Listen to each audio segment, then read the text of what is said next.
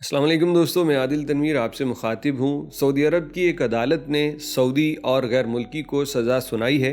जो केस तो है, लेकिन इसकी तफसीलात बड़ी दिलचस्प और अजीब हैं। किस तरह से एक सऊदी वो गैर मुल्की से महज परफ्यूम और छोटे मोटे तोहफे लेता रहा और उसको नहीं पता था कि गैर मुल्की उसके साथ कितनी बड़ी गेम कर रहा है। उसका नतीजा ये निकला है कि आज सऊदी जेल में कैद है, लाखों रियाल जुर्माना अदा करना पड़ेगा, मुख्तलिफ पाबंदियाँ भी उसे भुगतनी पड़ेंगी। ये पूरी केस स्टडी है और साथ ही साथ एक सबक भी है, किसी पे अंधा एतबार ना किया जाए, चाहे कोई आपका बड़ा करीबी हो, अपना हो।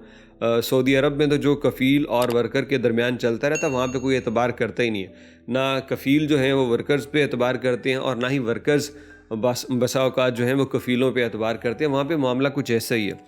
अदालत में जो फ़ैसला सुनाया गया है ना, उसके मुताबिक आपको बता दें, एक सऊदी था, उसने गैर मुल्की को मंथली पे आज़ाद छोड़ा हुआ था। 1000 रियाल मंथली देता था और कहता था कि मैं काम करता हूँ कबाड़ का। और वो काम क्या है कि मैं पुरानी गाड़ियों के पुर्जे लेके उनकी थोड़ी बहुत मुरम्मत करके उन्हें ज़रा उससे ज़्यादा प्राइस पे बेच देता हूँ। तो मेरा ये छोटा मोटा काम है, तो इसके लिए मुझे वीज़ा चाहिए, आपकी इजाज़त चाहिए, आपके नाम से मैं कारोबार करूँगा। सऊदी ने उसको इजाज़त दे दी और फिर बाद में गैर मुल्की ने अकाउंट भी अपना ही लगा लिया उस कारोबार के अंदर। क्यों? क्योंकि शायद उसने कहा होगा कि छोटी छोटी ट्रांजैक्शन मैं आपसे कंफर्म कैसे करूँगा, मैंने लोगों से पैसे लेने होते हैं, तो मेरा ही अकाउंट रहने दो। तो सऊदी इस पर भी मान गया। तो ये पूरा सीन चलता रहा काफ़ी महीनों या सालों तक। उसके बाद सऊदी अरब के जो इदारा है ये दस्तूर तजारी वाला, उसको जब पता चला तो उसने फिर इसके ख़िलाफ़ कार्रवाई की, इसको गैर मुल्की को पकड़ा, तहकीक की, तो पता चला कि ये गैर मुल्की कोई छोटा मोटा काम नहीं कर रहा था, ये बहुत बड़े पैमाने पे काम कर रहा था। और उसकी आपको बताता हूँ कितनी इनकम उसको हुई, वो हैरान कर देगी आपको। तो जो ये काम कर रहा था ना, वो कोई भी कफ़ील कभी राज़ी ना होता इस तरह करना, क्योंकि सख्ती बहुत है। लेकिन इसने उसको ये बता रखा था कि मैं तो मामूली सा एक समझ लो कबाड़ वाला काम करता हूँ, छोटा सा।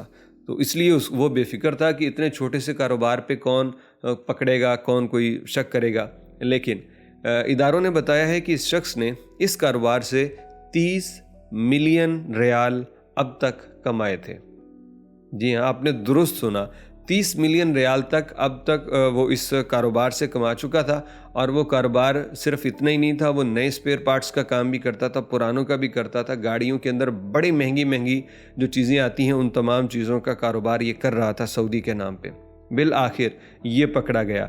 जितनी भी मालियत का सामान इसके पास था वो सब पकड़ा गया, गाड़ियाँ थीं वो पकड़ी गईं, पैसे, और इसको गैर मुल्की को 10 लाख रियाल जुर्माना, 2 साल कैद और फिर डिपोर्ट होने की सज़ा सुनाई गई। और सऊदी तक जब ये बात पहुंची तो उसने कहा कि यार मुझे तो पता ही नहीं है, मुझे ये मंथली 1000 रियाल देता था और साल का 12,000 रियाल, और कभी कोई परफ्यूम या छोटा मोटा गिफ्ट भी दे देता था। तो इदारों ने जब उसकी बैंक स्टेटमेंट सऊदी को दिखाई तो वो हैरान रह गया। उन्होंने बताया कि ये अब तक 30 मिलियन रियाल का कारोबार कर चुका है। तो गैर मुल्की की इतने कामयाब कारोबार पे अब सऊदी जो है हक्का बक्का रह गया और उसने कहा कि मुझे नहीं इल्म।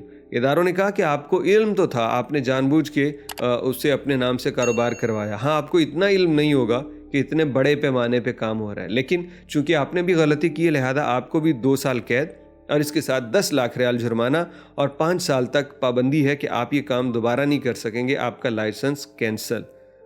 तो वो सऊदी बाज़-औक़ात आपको पता है ना कि बेवकूफ़ बना जाते हैं, गैर मुल्कियों को सऊदी बेवकूफ़ बना देते हैं कि फ़लाँ फ़ीस बढ़ गई, फ़लाँ जगह ख़र्चा तुम्हारा करना है, तनाज़ुल की फ़ीस, ये वो करके पैसे ले लेते हैं। लेकिन ये गैर मुल्की, इसने सऊदी के साथ खूब गेम की और ये उसको कितने साल तक चूना लगाता रहा। ये इतना बड़ा काम था कि सऊदी का कम से कम इसमें 50-50 का पार्टनरशिप बनता था अगर उसने अपने नाम पे करवाना था। लेकिन उसने महज 1000 महीना दे के खुद लाखों रियाल महीना कमाता रहा। लेकिन गलत काम का अंजाम ऐसे ही होता है। दोनों पकड़े गए हैं, दोनों को सज़ा मिल चुकी है और अपनी सज़ा पूरी कर रहे हैं और जुर्माना अदा कर रहे हैं।